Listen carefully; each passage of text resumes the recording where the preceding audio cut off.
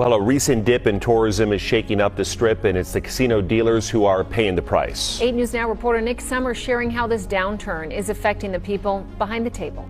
If you've been on social media at all recently, you've seen some version of the question, is Las Vegas dead? Here's a few that I found looking online. Nobody comes here. It's too expensive. Resort and parking fees are too high. And my personal favorite, Las Vegas is too expensive and it smells bad. So I reached out to some local experts to ask. As luzes ainda brilham. Os chafarizes continuam a dar seus shows. Mas se você caminhar pela Strip hoje, notará instantaneamente que algo está errado. As multidões. As gigantescas multidões que antes faziam Vegas parecer vibrante estão sumindo rapidamente, deixando um rastro de mesas vazias e cidades fantasmas por onde passam. Por décadas, esta cidade vendeu um sonho simples, que qualquer um poderia ser alguém por uma noite. Mas, em 2025, esse sonho está rachando. Por trás dos sorrisos de champanhe, os executivos de cassinos começaram a falar abertamente, e quase com orgulho, sobre o que todos temiam. Estas não são apenas palavras, mas uma nova maneira de gerir os negócios. Preços mais altos, portas mais rigorosas, menos assentos para as pessoas que construíram a Strip. E isso levanta uma questão que nenhuma placa de neon pode esconder. O que acontece quando a cidade da sorte decide que não precisa mais das pessoas que a tornaram sortuda? Em uma teleconferência de resultados, o CEO da Caesars Entertainment, Tom Hague, fez uma declaração que, embora simples, revelou-se complexa. Ele previu receitas de 1,5 bilhão ou mais, esperando superar o ano anterior e atingir um novo recorde. Reed afirmou que a empresa estava expulsando o nível mais baixo. Inicialmente, pensou-se que ele poderia ter se enganado, mas logo se confirmou que esta seria a base do novo modelo de negócios. No ano seguinte, Bill Orbuckley, da MGM, expressou a mesma ideia de forma mais branda. A empresa não estava mais buscando viajantes com orçamento limitado, mas sim mirando em clientes de qualidade, o que significava, para eles, os mais ricos. Mas Vegas não se tornou um império atendendo a elite. Foi construída sobre buffets baratos, blackjack de $5, bebidas grátis e estacionamento grátis. Era a única cidade na América onde um caminhoneiro, um professor e um executivo de tecnologia podiam sentar-se à mesma mesa e sentir-se iguais. Para piorar, eles não apenas expulsaram o nível mais baixo, eles expulsaram sua base. E enquanto a Strip agora se esvazia durante a semana e os dealers esperam por jogadores que nunca aparecem, o custo dessa decisão está finalmente chegando. Se você já caminhou pela Strip quando ela ainda parecia viva, houve um tempo em que Vegas vendia uma fantasia que qualquer um podia pagar. Era possível fazer check-in em um motel por $40, comer um jantar de Prime Rib por 5, e ainda sobrava dinheiro para puxar algumas slots. Hoje, essa fantasia custa o triplo antes mesmo de você ver o salão do cassino. Só as taxas de resort subiram mais de 11% este ano, com uma média superior a $55 por noite. Mesmo chamados hotéis low cost, como o Excalibur e o Luxor, cobram $45 em taxas, mais $20 a $25 só para estacionar. Você está literalmente pagando para perder dinheiro. Não é mais só uma piada. É um impedimento para uma família de 4 pessoas. O que costumava ser uma escapada de fim de semana, agora soma milhares antes que a diversão sequer comece. A própria matemática da Strip parou de fazer sentido. Em 1999, um outdoor anunciava um jantar de bife por $4,99. Em 2025, o mesmo canto anuncia um coquetel de $30. A cidade está sentindo o impacto. O volume de visitantes caiu 11% em junho passado, com 1,5 milhão de turistas a menos só no primeiro semestre do ano. A Strip não está vazia porque as pessoas se esqueceram dela. Está vazia porque a casa mudou as regras e os jogadores foram embora. Vegas pensou que ninguém notaria, mas todos notaram. A Strip não está vazia por acidente. Está vazia por design. Os números contam uma história, mas os rostos contam outra. Barmen que viviam do movimento da Strip agora voltam para casa com metade das gorjetas de antes. Croupiers embaralham cartas por horas sem jogadores suficientes para encher uma mesa.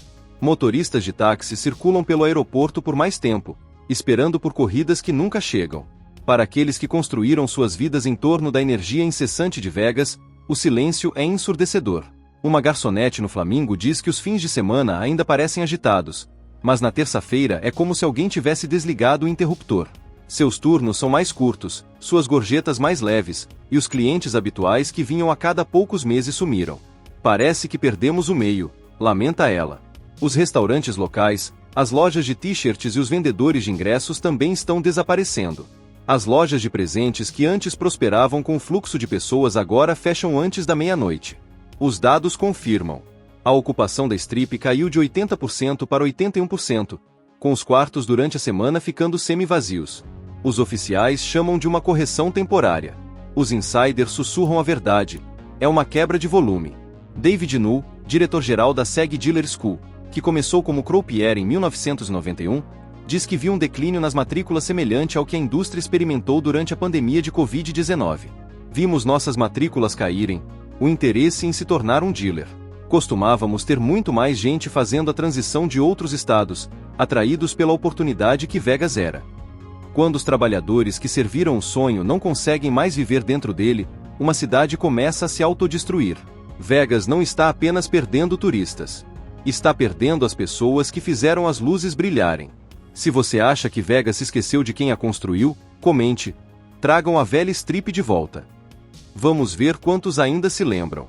Os números contam a história. Os outdoors não.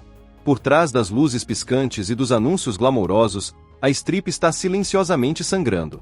Em maio de 2025, a receita de jogos caiu quase 4%. As slot machines, a espinha dorsal do jogo casual, caíram mais de 5%. O baccarat, antes o queridinho dos high rollers, despencou 10%. Mas o verdadeiro sinal de alerta não está nos livros contábeis dos cassinos. Está em para onde o dinheiro foi. Fora dos limites da cidade, uma rebelião silenciosa está tomando forma. Laughlin, aquela pacata cidade ribeirinha a 2 horas ao sul, registrou um aumento de 17% na receita de jogos. Mesquite subiu quase 10%. Os mesmos jogadores de baixo nível que Vegas rejeitou se tornaram um motor econômico de cidades menores que ainda os tratam como convidados, e não como estraga-prazeres. E não são apenas concorrentes físicos.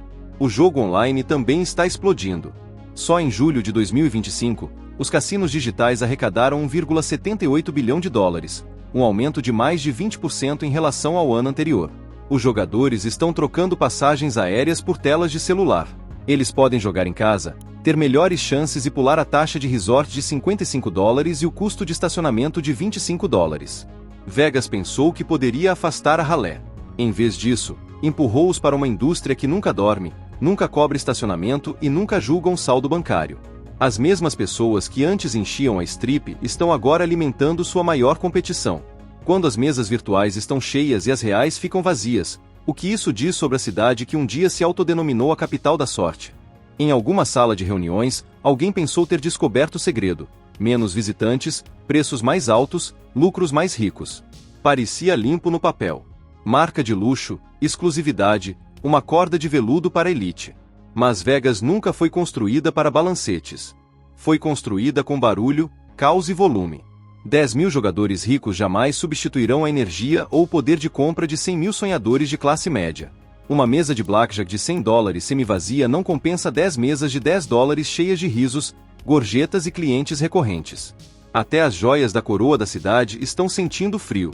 Bellagio, Aria e Wynn relataram uma queda na demanda de seus clientes de elite. Porque o fato é, os ricos não precisam de Vegas. Podem jogar em Mônaco, Macau ou Singapura, onde a exclusividade parece autêntica e a privacidade faz parte do pacote. Vegas tentou reinventar-se como um playground de luxo, mas esqueceu que já era algo muito mais poderoso, o cassino do povo. A ironia é brutal. Ao tentar escapar do caos que a tornou famosa, Vegas cortou a própria alma que a mantinha viva.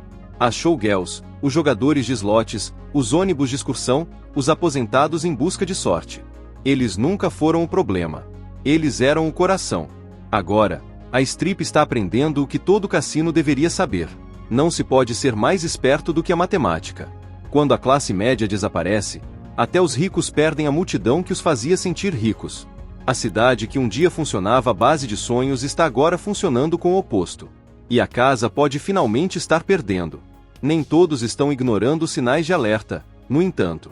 O Resorts World fez uma aposta própria. Retirou as taxas de resort e trouxe de volta o estacionamento gratuito. O resultado? Os quartos encheram, a ocupação subiu e o buzz nas redes sociais retornou. Por um momento, parecia a velha Vegas novamente. A afluência a convenções aumentou mais de 10% em maio, provando que as multidões voltarão se o acolhimento parecer real. A série se transformou em um marco global, atraindo turistas de Tóquio a Berlim. Mas por baixo do brilho, os dias de semana permanecem assustadoramente calmos. As filas de táxis encolhem.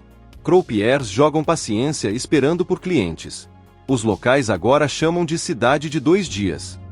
Viva nos fins de semana, adormecida na segunda-feira. Talvez Vegas esteja acordando para o seu erro. Talvez finalmente veja que o acesso nunca foi o problema. A arrogância foi.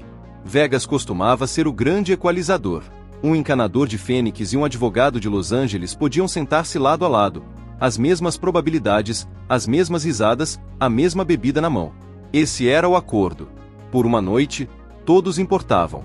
Agora, o que acontece quando uma cidade construída sobre a sorte fica sem amor? Pode Vegas redescobrir sua alma antes de se transformar em uma cidade fantasma de luxo? Vegas não foi construída por bilionários. Foi construída por todos os que acreditaram nela. E você, o que pensa sobre isso? Deixe sua opinião nos comentários. Para continuar atualizado, veja o vídeo a seguir, tenho certeza que será perfeito para você.